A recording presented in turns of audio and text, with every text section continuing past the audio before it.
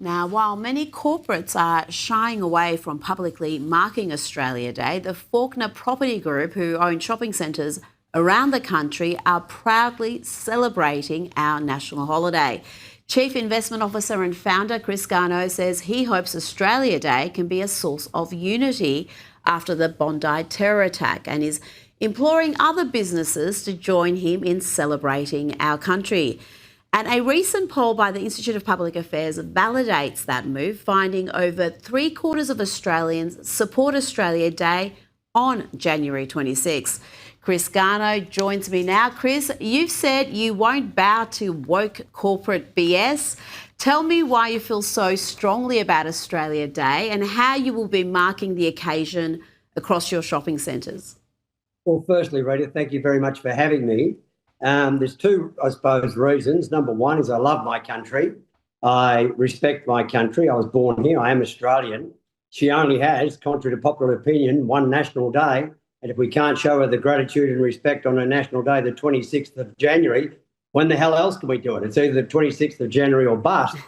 And secondly, Rita, and more importantly, we own shopping centres. Our customers love shop. The shopping centre is the epicentre of the community. And if you think about what Australia Day is about, it's actually about community. And the shopping centres are the epicentre of communities. And you think everything goes on in a shopping centre. And if you think about it, in where we are in the suburbs, in the regions, where Mr. and Mrs. Joe Average shop, they love our Australia Day celebrations. We're not trying to pitch in our shopping centres, Rita, to the elites, to the intellectually and morally superior to you and I, Rita.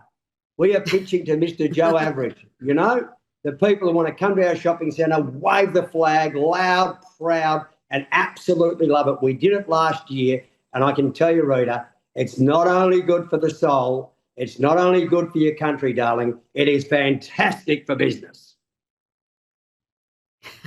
Well, there are going to be people in the inner city suburbs of Melbourne and Sydney who are going to be upset, but you saw a big boost in sales last year during that period when you were celebrating Australia Day proudly. So the masses are with you, but in the corporate sector and the media, what you're doing is seen as controversial.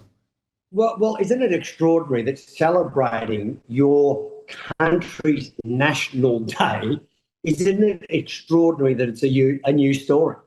I mean, it's amazing that this is actually news. A bloke in the corporate world who has 100 million visitors a year to his assets, by the way, 100 million, 4 times the population of Australia, visit our assets every year. But let me give you some quick stats.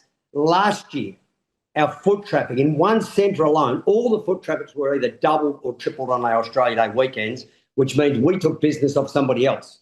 But in one of the centres in Gladstone, in Queensland, we were up 17% on foot traffic. These are mind-boggling numbers. They're as mind-boggling as the IPA poll this week that's got 90% of kids at 18, 24 going, Aussie, Aussie, Aussie, oi, oi, oi. Woke is finished.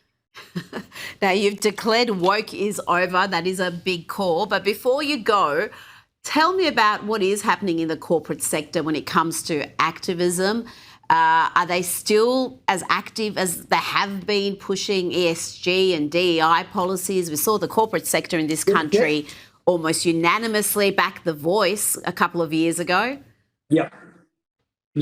I mean, if you press and repeat that, I don't think you'd see that again after The Voice. Clearly, if you look in the United States, there's all the markers that mark off ESG, DEI markers. There's indexes you can follow. And for the last 3 or 4 years, if you look at the ASX, the Aussie Exchange, which is still sort of, let's call it semi-woke, a lot of those things are just drifting. And what they don't do, Rita, they don't chop them overnight. Do you know what I mean? You don't chop your HR department overnight. What you do is you progressively change your policies and you progressively change your incentive systems and you progressively change little things, because ultimately, as a listed company, you have one responsibility. It's to your shareholder.